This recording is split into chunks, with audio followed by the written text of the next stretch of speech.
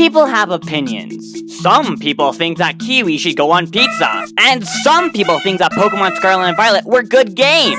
This goes to show that it doesn't matter how clinically insane someone is, they still have the ability to form opinions. Where things get weird are when people form opinions on things they haven't even tried. So today I want to answer the question, can you judge a game that you haven't played? The answer may just surprise you, but it probably won't.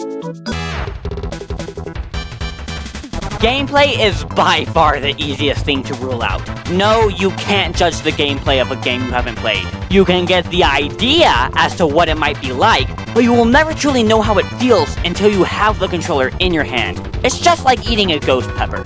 You can see other people consume a ghost pepper and imagine how it might make you feel, but it takes actually having one in your mouth to realize that you're a masochist.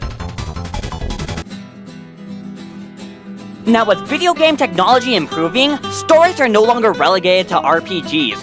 Heck, a lot of modern games are basically just interactive movies. The Last of Us is a great example, with most people showering this game's story with praise, and for the most part agreeing that's better than its also really good show counterpart, The Mandalorian. Because of this, some people have gotten the belief that certain games are just movies with extra steps. And looking up the plot or cutscenes online will give you everything you need to know about the story. But this just simply isn't true. While yes, cutscenes and things like that do a lot of the heavy lifting when it comes to story, but the story doesn't stop when the gameplay begins. A lot of stories are enhanced by the gameplay because the simple act of giving you control over one of the characters instantly makes you more attached and invested in them. Making a judgment on the story of a game you haven't played is like eating spaghetti without any of the sauce. Yeah, the bulk of the meal is still there, but you don't have that extra kick that makes the spaghetti so good. Now, graphics are one of the only real arguments you have to be able to judge a game you haven't experienced, but even that, I feel, should come with a major asterisk.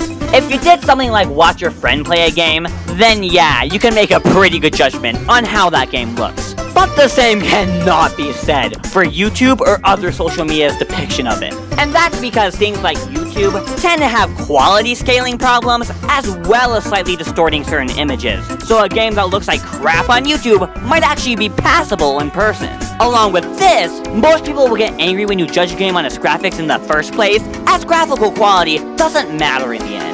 So judging the graphics for a game you haven't played would be like if you viewed a slice of pizza through some blurry glasses and then kicked Gandhi in the balls. You may have a point, but a lot of people are gonna be really mad at you. So I think that answers it. You can't really judge a game you haven't played, and the few aspects you can judge beforehand always come with a big asterisk. So that's that. You can definitely not pass judgment on a game you haven't played. Psych, you can totally do that because of something I didn't mention, which is... A good example of this would be Xenoblade Chronicles 2. People say that its combat system is too complex and overrun by tutorials. Even though I like overcomplicated combat systems, I haven't played it, so I can't give my opinion. Its story sounds terrible, but because I haven't played it, I am lacking crucial context, so I can't hate it for that. I can, however, hate the game because it blatantly objectified an entire gender to make more money. I can hate Diablo Immortal because it's Activision at their most greedy and evil. I can hate Hogwarts Legacy because Harry Potter sucks. Like, these movies are not that good. Harry Potter is a total Mary Sue. It's entwined with the dumb school trope, and all the magic that's actually cool never gets used in any meaningful way. Instead, having magic that accomplishes the same things modern humans can, just worse, takes center stage. Shoot him!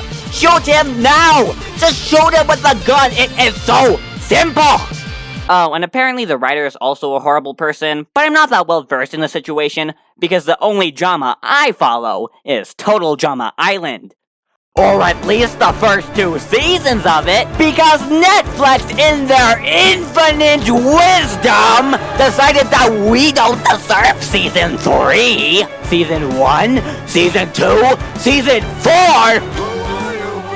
How am I supposed to understand anything that's going on? Oh, and you want to talk about Netflix removing random seasons of shows? Ash's story is finally coming to a close. Wow! It would be nice to see its most important chapter, but Netflix decided to take off Season 2 of Indigo League. Wow, great job! I never wanted to see Ash get his Snorlax again. Ash vs. Pokemon League is nothing but filler. We don't need them, yet we needed 8 seasons for them to run Voltron into the ground. What I'm trying to say is, you can't judge a game you haven't played on its gameplay, story, or graphics. But Genshin Impact can suck my dick!